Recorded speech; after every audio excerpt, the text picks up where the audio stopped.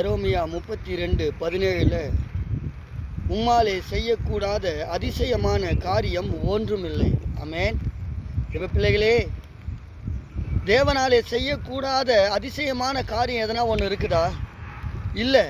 அவர் அதிசயங்களை செய்கிற தேவன். ஆனாலும் நீங்கள் ஒழுங்காக துதிக்கிறீங்க, ஒழுங்காக ஆராதிக்கிறீங்க, ஜெபத்தில் எப்போதும் காத்திருக்கிறீங்க. உங்களுடைய வாழ்க்கையில் நீங்கள் இடைவிடாத ஆராதித்தும் ஒரு சோதனை வருதா? அப்போ தேவனுடைய அனுமதி பெற்று தான் உங்கள் வாழ்க்கையிலே சோதனை நடந்து கொண்டு இருக்கிறது என்பதை நீங்கள் உணர்ந்து உங்கள் ஜபத்திலே உண்மையும் உத்தமத்தோடு இன்னும் அதிகமாக துதிங்க, இன்னும் அதிகமாக ஜபிங்க. கர்த்தர் உங்கள் நடுவிலே அதிசயங்களை செய்து நீங்கள் படுகிற துன்பத்திற்கு 2 மடங்கு பதில் கொடுக்க போகிறார். ஆமென். நிச்சயமா சோதனை வருதுன்னு சொன்னா நீங்க இடைவிடாம துதிக்கிறீங்க, ஆராதிக்கிறீங்க, ஜபத்தில் இருக்கிறீங்க, தேவனை விசுவாசித்து தான் வாழ்ந்து கொண்டிருக்கிறீங்க.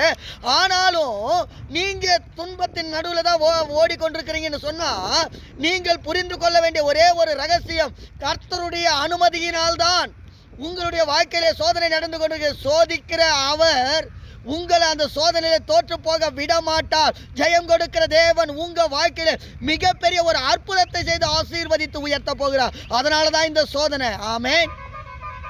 தேவனை உண்மையா விசுவாசித்து ஜபிக்கிற உங்களையா கர்த்தர் கைவிடுவாரு?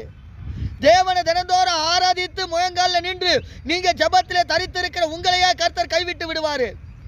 அப்படி இருந்தோம் சோதனை காலம் உங்களை நெருக்கி கொண்டு இருக்கிறதா? கர்த்தர் அதை பார்த்து கொண்டிருக்கிறார். பிசாசானவன் அனுமதி பெற்றதனால தான் அந்த சோதனை நடந்து கொண்டிருக்கிற. காரணம் என்ன தெரியுமா? உங்களை தேவன் ஆசீர்வதிக்கிற விதம் அதிசயமாய் இருக்க போகிறது. அதனால தான் கர்த்தர் உங்களை சோதனைக்கு உட்படுத்தி இருக்கிறார். ஆமென்.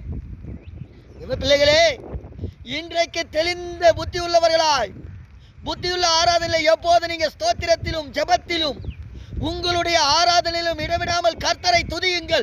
அவரே அதிசயங்களை செய்கிறவர். உங்க வாழ்க்கையில் அவர் அற்புதத்தை அதிசயத்தை செய்வதற்காக தான் சோதனையின் மத்தியில உங்களை நடத்துகிற தேவன் உங்களை கைவிடவே மாட்டார். ஆமென். அவரால் செய்ய முடியாத அதிசயம் ஒண்ணுமே இல்லை. வேதத்தின் வார்த்தையை நம்புறீங்கல்ல, அப்ப அந்த நம்பிக்கையை வச்சு ஜெபிக்கிறீங்கல்ல, உங்களை ஆண்டவர் வெட்கப்படுத்த விடவே மாட்டார். இன்றைக்கு சொல்லுங்க, கையை உயர்த்தி, நான் ஆராதிக்கிற தேவன் என் தலையை உயர்த்துவார்.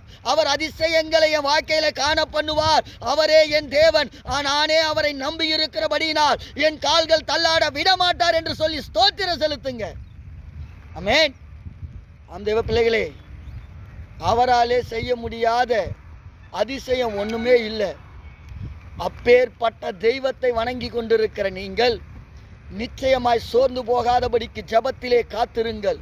கர்த்தர் உங்கள் நடுவிலே பெரிய காரியங்களை செய்ய போகிறார்.